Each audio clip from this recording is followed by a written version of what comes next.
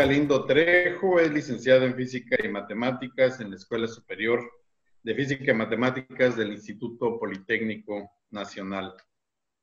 Realizó estudios de posgrado en la Facultad de Ciencias de la Universidad Nacional Autónoma de México. Obtuvo el grado de doctor en Astrofísica Teórica en la Universidad de Bochum de la región del Ruhr, que es la zona industrial más poblada en la República Federal de Alemania. Fue investigador titular en el Instituto de Astronomía de la UNAM durante más de 20 años en las áreas de plasmas astrofísicos y física solar. Con nosotros en 2011, él estuvo y nos ayudó a identificar el logo que hoy lleva el planetario de Chetumal, el Chocolcap. Ahí al rato le preguntan qué significa ese logo. Su trabajo de investigación se centra principalmente en la arqueoastronomía del México prehispánico. Participa activamente en el proyecto interdisciplinario La Pintura Mural Prehispánica en México, con sede en el Instituto de Investigaciones Estéticas. Otro interés en su investigación es la llamada astronomía cultural, que trata de la influencia y participación de la astronomía en el desarrollo de las culturas antiguas y presentes. Es miembro del Sistema Nacional de Investigadores, pertenece a la Unión Astronómica Internacional y a la Sociedad Interamericana de Astronomía Cultural. Ha realizado investigación arqueoastronómica en Malinalco, en el Templo Mayor de Tenochtitlan, en Teotihuacán, en Oaxaca, en Cacaxtla, en la Huasteca, en Baja California y en algunas regiones de la península de Yucatán. Con esta conferencia, Arqueoastronomía Prehispánica Maya, se queda el doctor Jesús Galindo. Mi nombre es Jesús Galindo Trejos. Yo soy investigador del Instituto de Investigaciones Estéticas de la UNAM y en esta ocasión vengo a platicarles sobre los grandes alcances que tuvieron los pueblos mayas en Mesoamérica. Y lo que ven en la portada es uno de los eventos más conocidos arqueoastronómicos, que es el descenso de Cuculcán en la pirámide del castillo en Yucatán. Más adelante lo vamos a ver en mayor detalle. Como se trata de una subregión en una gran región llamada Mesoamérica, quiero rápidamente mostrarles en esta imagen qué se entiende por Mesoamérica, que es una región, digamos, geográfica que más o menos va a través del Trópico de Cáncer en el norte de México, o sea, Zacatecas, Tamaulipas, todo México y parte de América Central, yendo hacia Guatemala, Honduras, hasta el Golfo de Nicoya, en Costa Rica. Durante más o menos 3 milenios, en esta región prevalecieron prácticas culturales comunes, como por ejemplo la utilización de un mismo sistema dárico, la alimentación basada en el maíz, en el frijol, en el chile, en la calabaza, la construcción de pirámides, por ejemplo, y ciertos rituales comunes a todos. Bueno, vamos a hablar solo de la región maya, que corresponde básicamente a la península de Yucatán, Campeche, Tabasco y hacia Centroamérica. Cuando uno piensa en los mayas, se pregunta frecuentemente, ¿de dónde vienen los mayas? Probablemente sean los antecesores de ellos, los olmecas. Aquí a la izquierda pueden ver a una gran escultura que proviene del Museo Pellicer en Villahermosa, con un personaje con el rostro típico olmeca, que se caracteriza prácticamente por el aspecto como de un jaguar, de un felino o de un niño llorando, por ejemplo, que está viendo para arriba. Y uno dice, obviamente es un observador del cielo, pero no, alguien podría decir, es que está viendo un pajarito ahí en un árbol arriba. También podría ser. Vean que la interpretación no demuestra directamente mucho.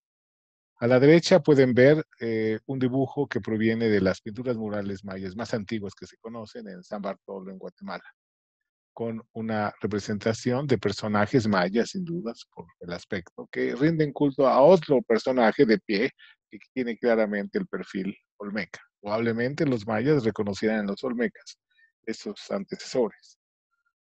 Algunos principios básicos desde esa época, más o menos 1500, 1000 años antes de Cristo, han prevalecido durante toda la época prehispánica. Por ejemplo, la noción de la organización del universo. Esta placa de jade de Ahuelican en el estado de Guerrero eh, describe básicamente estos principios, que aunque con variaciones locales, prevalecen por varios milenios. Por ejemplo, en la parte de arriba aparecen lo que se considera los 13 cielos, es decir, las 13 capas, 13 estratos donde estaría el sol, la luna, las estrellas, en fin. Esto está representado en este rectángulo superior con 13 elementos y en el centro aparece una X, digamos, bandas cruzadas, líneas cruzadas, que es el jeroglífico que ya para época maya prevalece desde los olmecas como el glifo del cielo. Después aparece un ordenamiento de 4 elementos que algunos consideran que indicaría las direcciones del universo, dirían las direcciones cardinales, pero también podrían ser indicación de señalar los extremos de salidas y puestas del sol en los solsticios. En el centro aparece una planta de maíz, que es fundamental para Mesoamérica, y abajo la Tierra está representada a través de un templo sobre una montaña. La parte inferior corresponde al inframundo, frecuentemente asociado al elemento acuático. Este principio, con variaciones pequeñas, prevaleció en Mesoamérica por 3000 años. Algo más específicamente maya lo tenemos en estas dos páginas del Códice Madrid Maya, donde aparece este diseño en forma de cruz llamada de Malta, porque los extremos de los cuatro brazos son más anchos que donde parten. Si uno cuenta los puntitos que forman el perfil, son 260, que tiene que ver con el aspecto de la medición del tiempo, que vamos a ver más adelante, es la duración de la cuenta ritual americana. En el centro aparece un cuadrado con 20 jeroglíficos, que son los nombres de los 20 días de los meses mesoamericanos, entre comillas. Vamos a ver que no son exactamente meses como en la actualidad los identificamos. Cada dirección está representada por dos deidades eh, y en el centro aparecen otras dos. Las del centro se ven obviamente mayores, antiguos, viejos, porque probablemente esté reflejando el planteamiento de que el calendario, las direcciones, el universo fue producto de la acción divina. Aquí los epigrafistas que leen los jeroglíficos mayas pueden leer directamente que a la derecha aparece el jeroglífico del norte, arriba aparece el del poniente, a la izquierda aparece el del oriente, del sur, y abajo el del oriente. Bueno, hagamos un rápido recorrido a lo largo de los objetos celestes a través de representaciones de la cultura maya. Por ejemplo, aquí a la izquierda tenemos una cabeza de estuco representando al dios Kin, dios solar. Tiene grandes ojos, generalmente viscos. Tiene, en este caso, en la frente el jeroglífico del sol, y normalmente aquí ya no se recuperó. Tiene solo un diente en forma de T que corresponde a uno de los nombres de los 20 días del mes. Aquí a la derecha aparece una especie como de mascarón, porque esto realmente es una especie como de balcón en la ciudad maya de Copán, en Honduras, una de las ciudades más hacia el oriente de la región maya, con la típica representación del dios solar, y a los lados está flanqueado por glifos de Venus, que vamos a ver cuál relación existe entre Venus y el Sol. Uno de los grandes avances de la astronomía mesoamericana y en particular de la maya está representado por el hecho de que en dos códices, en el de Dresden y en el de Madrid, están representados uno de los fenómenos más espectaculares de la naturaleza, que es el eclipse de sol o de luna también. Aquí aparece el glifo del sol y esta especie como de alas de mariposa oscuras y a veces claras, cuelga sobre estos rectángulos que los epigrafistas llaman bandas celestes, porque representan objetos del cielo, el día, la noche, el sol, la luna, en fin, son diversas las posibilidades, y esto en el momento de ser devorado por un monstruo que vuela, que podría ser una serpiente emplumada, un dragón, y esto, digamos, lingüísticamente proviene de la designación de Chivilquín, o sea, el eclipse de sol en la lengua maya de Yucatán se representa como el sol mordido, mordida de sol. Además aparece en el sistema punto y barra, en el sistema vigesimal punto y barra, donde la barra es 5 y el punto es la unidad, diferentes números, y aquí podemos leer directamente cómo es un sistema posicional, el 148, el 177 y múltiplos de estos números, que para un astrónomo está claro, es el número de días que transcurren entre un eclipse de luna y el siguiente de sol, y a veces del sol y después de la luna.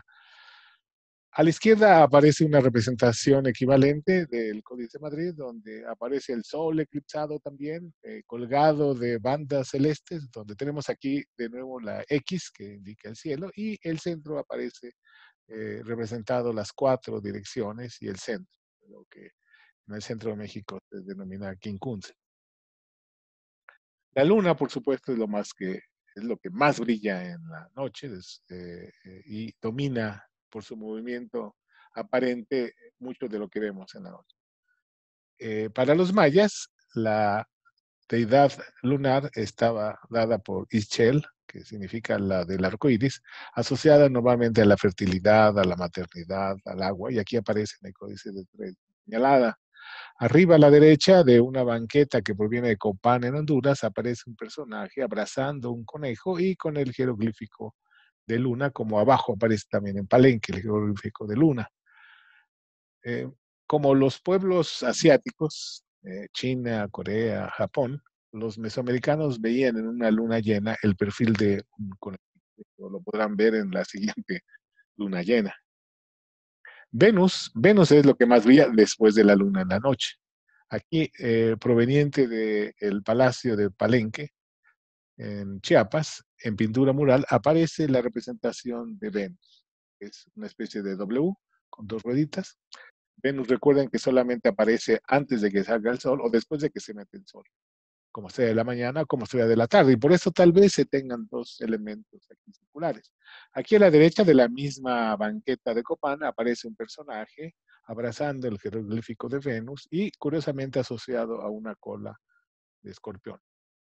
Muy similar a lo que podemos ver en Cacastla, en Tlaxcala, en el centro de México, donde aparece exactamente esta combinación, Venus y el escorpión, que podría indicar lo que llamamos los astrónomos una conjunción entre los 2 elementos celestes.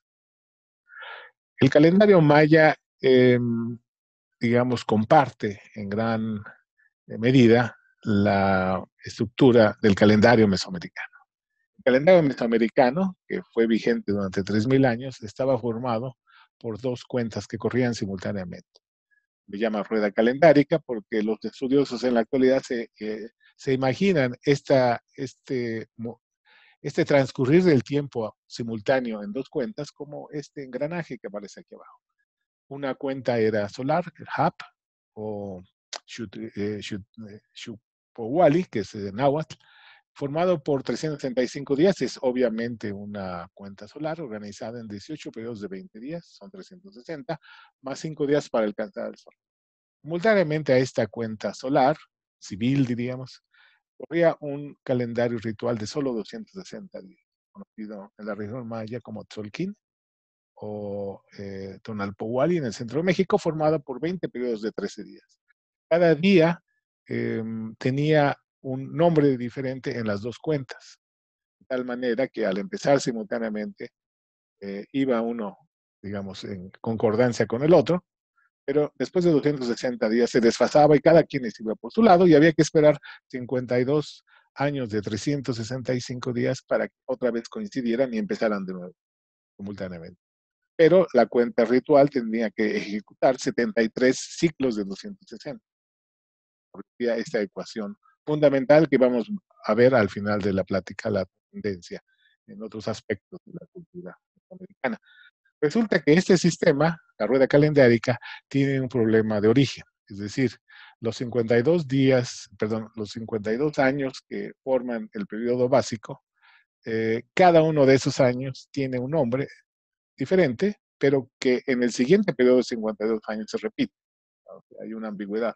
Pero los mayas, durante la época clásica, que más o menos va del 100 al 800 después de Cristo, desarrollaron una variante muy exacta que resuelve esta ambigüedad de una manera impresionante.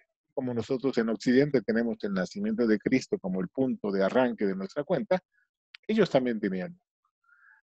La cosa es que en esta situación los estudiosos, los epigrafistas, han planteado que ese arranque del tiempo para la región maya fue el 13 de agosto del año 3114 a.C. Una época muy antigua que obviamente en esa época no había mayas como nos imaginamos, pero por supuesto es una convención matemática, de tal manera que cualquier fecha, cualquier día que estuviera más o menos entre el 100 y el 800, se describía como el número de días que habrían transcurrido desde ese arranque fantástico en el pasado hasta el momento de la fecha que uno. Y un ejemplo de cómo se expresaba eso es el monumento 6, una estela que proviene de Quiriguá en Guatemala. Aparece un elemento inicial que dice, esta es una fecha, ¿verdad? En lo que llama el glifo introductorio, y para describir ese número de días que en esta época, en este intervalo, sería más de 1 millón de días que habrían transcurrido, se empleaba el sistema punto y barra posicional para indicar ese gran número. En este caso es más de 1 millón de días desde ese arranque. ¿Y cómo se expresaba? Así como nosotros 1952 es una manera compacta de escribir 1 por 10 al cubo más 9 por 10 al cuadrado más 5 por 10 a la 1 más 2 por 10 a la 0. En lugar de usar potencias de 10, como lo hacemos en el sistema decimal, los mayas utilizaban potencias de 20. Después añadían ellos mismos las dos fechas en el calendario Hub y Tolkien, y el resto de la escultura, de la estela, contenía información que tenía que ver con la luna, como la edad de la luna, cuántos días después de la luna nueva, si la duración del mes lunar era 29 o 30 días, en realidad es 29.5, así que está un promedio muy cercano. Y resulta que para este caso particular del monumento 6, el número de días que habrían transcurrido desde 3114, el 13 de agosto, era 1.418.400 días, que corresponde al 24 de enero de 770. Es decir, los mayas en la época clásica nos podían dar información calendárica. Eso es muy importante para lo que vamos a ver al final.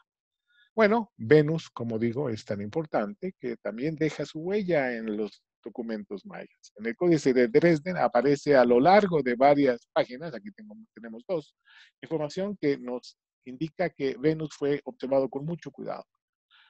Por ejemplo, aquí en el sistema punto y barra aparece digamos, una sucesión de números donde al final aparece 584 días. 584 días es el periodo sinódico de Venus. ¿Qué quiere decir eso? Es el periodo de observación desde la Tierra del planeta Venus. Como les decía, Venus solamente se puede observar como estrella de la mañana, como estrella de la tarde. Cuando pasa entre nosotros y el Sol lo borra. Y cuando pasa por atrás, menos lo podemos ver. Así que si sumamos esos números de días, llegamos a 584 días. Y aquí tenemos en el códice ese número y múltiplos. Por ejemplo, en la segunda página aparecen personajes con el jeroglífico de Venus atacando animales y personajes. Aquí a la derecha aparece la plataforma de Venus que está enfrente del castillo en Chichén Itzá, donde aparece la serpiente emplumada o el Kukulcán aquí a la izquierda, después aparece una especie de atado de varitas y cañitas y arriba el jeroglífico del año solar en Mesoamérica, en buena parte de Mesoamérica, y abajo aparece un gran ojo con resplandor. Bueno, en el interior de esta plataforma se encontró esta estela, que reproduce básicamente los mismos elementos, solo que del lado del jeroglífico del año solar aparecen 8 cuentas al estilo del centro de México, y del lado izquierdo, donde aparece un gran ojo brillante, que es Venus, y la barra de 5 al estilo maya. En general, en Mesoamérica, las estrellas eran conceptualizadas como ojos. Entonces, Venus es una gran estrella, es un gran ojo brillante, y aquí está representando una ecuación observacional real. Es decir, 5 periodos sinódicos de Venus de 584 días, el número de días es igual a 8 años solares de 365. Es decir, si hoy vemos a Venus en la tarde, como se está viendo en los últimos meses, no significa que dentro de un año, en esta fecha, veamos a Venus ahí. Lo que significa aquí que dentro de 8 años, en esta fecha, vamos a ver a Venus ahí. Esa es una admirable meta lograda por los mayas para, digamos, relacionar los periodos de observación del Sol y de Venus. Bueno, pasemos a la bóveda celeste. Aquí este diagrama nos muestra en forma, digamos, amplia el movimiento aparente del Sol a lo largo del año. Aquí tenemos el personaje observador en el centro y vemos que en el solsticio de invierno el Sol sale más hacia el sur, sobre el horizonte este, se eleva y cae en el solsticio de invierno. 6 meses después aproximadamente llega al otro extremo en el solsticio de verano, y a medio camino el Sol ejecuta un movimiento de tal forma que el número de horas que está por arriba del horizonte es igual al número de horas que está por abajo. Es decir, el Sol muestra de que el día y la noche tienen la misma duración. Además, hay un evento muy peculiar que solamente se ve entre el trópico de Cáncer y el trópico de Capricornio en el norte de Argentina, de tal forma que cuando el Sol se desprende en una posición que depende desde dónde estamos observando, el Sol se eleva y alcanza a mediodía su máxima altura, es decir, cenit, arriba de nuestras cabezas. En ese momento, la sombra no hay porque coincide con la base de los objetos. Ese era un fenómeno muy importante en Mesoamérica.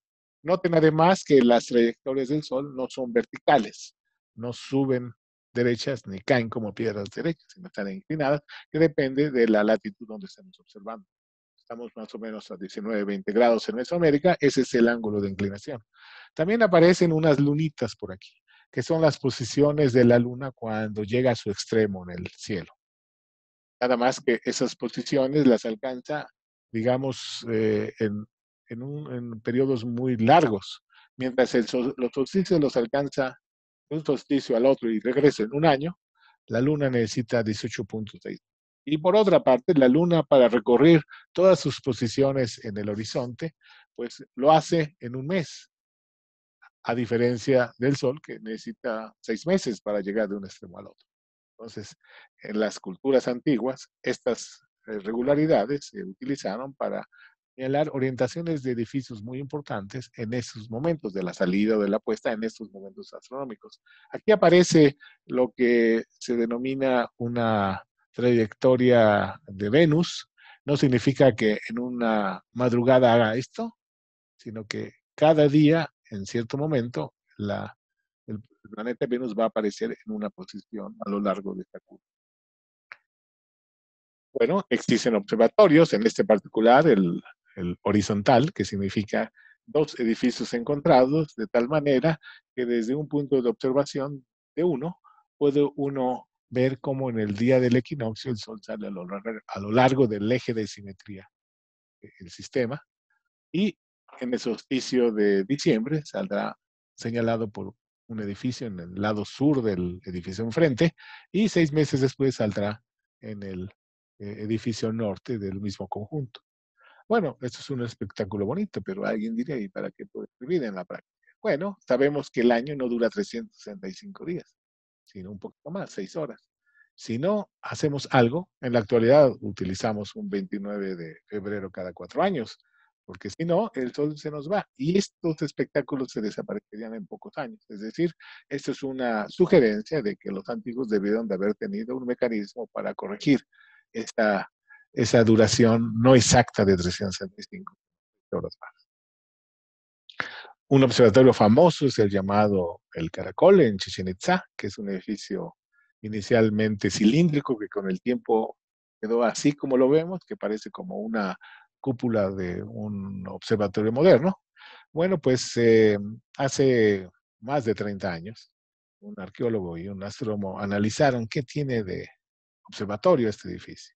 Bueno, pues resulta que las dos escalinatas, las dos plataformas, sus vértices, las 4 entradas y 3 ventanitas que sobreviven allá arriba, están orientadas de acuerdo más o menos a del año 1000 después de Cristo, a posiciones que señalan momentos astronómicamente importantes, como la puesta del sol en el solsticio de verano, o la puesta en el día que el sol alcanza el zenit, o la posición extrema en el norte de Venus, en fin, la luna también está involucrada, estrellas brillantes, en fin. Entonces, en ese sentido se puede considerar un observatorio. No es que de pronto de la cúpula salga un tubo de telescopio, ¿verdad? Como alguien podría pensar. Este es uno, como les decía al principio, de los fenómenos arqueológicos más famosos. La pirámide del castillo en Chichen Itza es una pirámide que nos muestra algunas características astronómicas y calendáricas. Tiene 9 cuerpos, es decir, semejante a los 9 estratos, las 9 capas del inframundo. Cada escalinata, que son 4, tiene 91 escalones, que por 4 nos da 364, y si consideramos la plataforma superior, tendremos entonces la duración del año. Por otra parte, cada cara de la pirámide está formada por la porción a ambos lados de la escalinata, y cada porción tiene esta especie de paneles. Tiene 26 de un lado, 26 del otro, y eso forma 52. Nos está indicando la importancia de esta cuenta calendárica que ya vimos. No solo en el equinoccio, sino días alrededor del equinoccio, en el momento en que, poco antes de que se meta el sol, los 9 cuerpos de la pirámide proyectan sus sombras sobre la balustrada, sobre el barandal de la escalinata norte, y se va formando poco a poco el cuerpo luminoso de una serpiente de luz cuya cabeza de piedra está. Un colega, el arqueólogo Arturo Montero, descubrió una cosa impresionante de esta pirámide. En un día, que ahora les voy a decir cuál, se estuvo parado en la plataforma superior en la esquina noreste. Desde ahí se pueden ver, si uno ve hacia abajo, los 9 cuerpos de la pirámide, uno dentro del otro. Y esa línea del vértice de la pirámide señala el 24 de mayo, que no es cualquier día, el día en que el sol alcanza su cenit aquí, que a mediodía no hace sombra. El sol se alinea a ese vértice de la pirámide. A mediodía alcanza el cenit, no hay sombra, y a la puesta de ese mismo día el sol queda alineado a lo largo de la escalinata poniente, la que vemos aquí a la derecha. Es decir, la pirámide del castillo está amarrada geográficamente a la posición para mostrar la importancia del día del pau cenital. Esto no es un ejemplo único, existen otras estructuras en Mesoamérica y en particular en Yucatán, en el llamado Castillo en Mayapán, fue una de las últimas ciudades antes de la llegada de los españoles, grandes ciudades, urbes. También se da este tipo de fenómeno. Es una pirámide de 4 escalinatas, 9 cuerpos, y no en el equinoccio, sino en el solsticio se forma la serpiente de luz. Al pie de la escalinata existían besas de serpiente en estuco, pero fueron retiradas. La luna, por supuesto, que también tiene parte en esta práctica. Aquí a la izquierda ven una pequeña figurilla representando a la diosa Ixchel, abrazando al conejito, el conejito que podemos ver en la luna llena. En la isla de Cozumel, en el sitio arqueológico de San Gervasio, existe lo que se denomina el templo de Ixchel. Es una pequeña pirámide con 2 habitaciones arriba, el santuario, y esta pirámide, y en particular el santuario, está dirigida hacia la puesta de la luna cuando alcanza su posición mayor. mayor.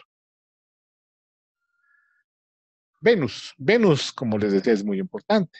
Y un ejemplo de una alineación venusina lo encontramos en el Palacio del Gobernador de Uxmal, en Yucatán. Este gran edificio tan elegante tiene en la parte superior un inmenso mosaico de mascarones representando al dios Chac.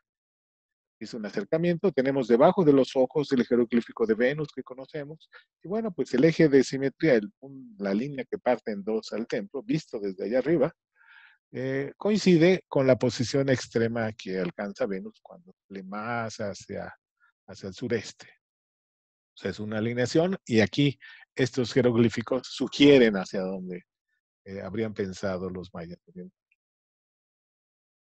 Sin embargo, hasta ahora les he platicado solo sobre eventos astronómicos puros, solsticios, equinoccios, día del pavo cenital, en fin, pero resulta que a lo largo de las últimas décadas se ha podido encontrar que muchas de las más importantes pirámides, templos mesoamericanos, incluyendo los mayas, están orientados al sol, a la salida y a la puesta, pero en fechas que no son estas astronómicas que comentamos, son fechas otras. Y vemos un ejemplo, el Templo Superior de los Jaguares en la gran cancha del juego de pelota de Chichén Itzá, hasta ahora la cancha más grande conocida. El Templo Superior está aquí a la izquierda, en la imagen superior derecha. Tiene todavía restos de pintura mural, aquí es un registro de hace más de 100 años, donde aparece una batalla entre personajes asociados a discos solares contra otros asociados a serpientes emplumadas. Bueno, pues esta pirámide, perdón, este templo superior de los jaguares se orienta a la puesta del sol en fechas tan extrañas como 29 de abril y 13 de agosto. Aquí no pasa ningún evento astronómico fundamental. Pero recuerden, el 13 de agosto es el mismo que los epigrafistas han encontrado para el arranque de la cuenta larga, esto que veíamos a mitad de la plática. Resulta que no solamente Chichén Itzá, sino en época muy anterior y muy posterior a Chichén Itzá, como por ejemplo en Palenque, el Palacio de Palenque tiene la Casa E, que es la casa donde aparece la estela donde Pacal está recibiendo el poder de su madre, que fue el primer edificio en el palacio, está orientado a estas fechas, a la puesta, o la ventanita superior de frente del Caracol en Chichén Itzá, o la gran pirámide de los 5 pisos en Esná. La imagen de abajo es la visión hacia el poniente, desde la cúspide de la pirámide, con un horizonte tan plano. Pero, por ejemplo, la pirámide del Sol en Teotihuacán tiene la misma alineación a las mismas fechas. Y allá los horizontes son montañosos. Entonces, de tal manera que los arqueastrónomos o los sacerdotes astrónomos mesoamericanos tuvieron que ajustar orientaciones con las alturas de los horizontes para llegar a las mismas fechas. ¿Cuál es la razón de estas fechas? Si uno observa desde una de estas pirámides durante todo el año las puestas, uno puede entender qué hay detrás. Empezamos con el 29 de abril. Vemos la puesta y después tenemos que esperar 52 puestas para que llegue el sol a su extremo norte, en el solsticio de verano. Seguimos observando y ahora el sol se va a ir poniendo cada vez más hacia el sur. Llega el 13 de agosto, la segunda línea. 14, 15 de agosto, ahora se va hacia el sur, se va poniendo en diferente posición hasta que en invierno llega al extremo solsticial. Ahora viene de regreso y después de recorrer de regreso hasta el 29 de abril del siguiente año se cumplen 260. Es lo único que se está viendo aquí, que estas fechas dividen el año solar en porciones de cuentas que tienen que ver con la ecuación fundamental que hila las dos cuentas, Ab y Tzolk'in. Eso es simplemente. Fechas dividen al año en una proporción que es expresable por cuentas de días relacionadas con la estructura del calendario mesoamericano. El, digamos, el personaje que decide una orientación en esta época está mostrando que su pirámide está asociada a los dioses. ¿Por qué? Porque el calendario es producto de la acción de los dioses. Es algo muy, muy simbólico, ritual y hasta político, por supuesto. Bueno, pero en la región maya no todo es el sol, la luna y los planetas. Aquí un ejemplo rápido de una orientación que señala hacia el cielo nocturno. Se trata de Bonampak en Chiapas. Ahí se encontró hace varias décadas un edificio totalmente pintado en 3/4, donde aparecen escenas de guerra, de fiesta, de sacrificio, música, baile, en fin. Se trata de Chan Muan, el personaje que aparece aquí abajo central, que mandó a hacer esta pintura, y aquí en este caso central aparece teniendo a sus enemigos derrotados. Esto está en el edificio central y arriba del edificio central, viendo hacia afuera, aparecen 4 cuadritos que nos indica algo en el cielo. En este caso, los mayas escriben en la cuenta larga la fecha que corresponde al 6 de agosto del año 792 después de Cristo, que coincide con el segundo paso cenital del Sol, ahí, en Bonampak. Nuestro colega Francisco Villaseñor nos hizo este bonito dibujo, digamos, abrió el edificio, arriba vemos los 4 cuadritos, que representa una tortuga con 3 glifos de estrella, en el otro extremo una manada de jabalíes revueltos con glifos de estrella, después aparece un personaje con un palito señalando a la tortuga con 2 glifos de estrella, y después otro personaje con una especie de charola con 2 glifos de estrella, que algunos consideran que podría ser un espejo de pirita que se ha encontrado ahí abajo. Bueno, pues para esa noche del 6 de agosto de 792, una parte del cielo se localiza justamente arriba del edificio. Tenemos Orión y Tauro. Bueno, Orión tiene su cinturón de Orión, aquí muy bien señalado, que podría sugerir este cuadrángulo, el caparazón de la tortuga. En el otro extremo tenemos a las Pléyades, un conjunto de estrellas, en misma constelación del Tauro, que podría ser la identificación con la manada de jabalíes. En medio queda el toro, con sus 2 cuernitos, y la estrella más brillante, que es roja, de Tauro, es Aldebarán, que podría corresponder al personaje con el palito. Y en el otro cuerno, y solo aparece Marte, digamos, un gemelo, porque es rojo también, que podría corresponder al personaje con la corona. Esto indica que los mayas también dejaron testimonios de la observación del cielo nocturno y su representación pictórica. Bueno, el cielo fue no solo fuente de admiración para el hombre maya del pasado, fue también un poderoso incentivo para la mente analítica. Gracias a la observación paciente y sistemática del firmamento, logró desarrollar un sistema riguroso de medición del tiempo y registró diversos fenómenos celestes que en ocasiones sirvieron para sustentar principios religiosos y respaldar posiciones de poder político. Lo que ven aquí es una página, la 34, del Códice Madrid, donde probablemente estemos ante un sacerdote astrónomo maya. ¿Por qué? Este personaje de un color azul, que era un color muy peculiar, muy importante para los mayas, es el llamado azul maya, solamente para temas muy especiales, aparece en un entorno oscurecido, rodeado de ojos y echando ojo, digamos. Eso indica la importancia que tuvo en la cultura maya la observación del cielo. Muchas gracias.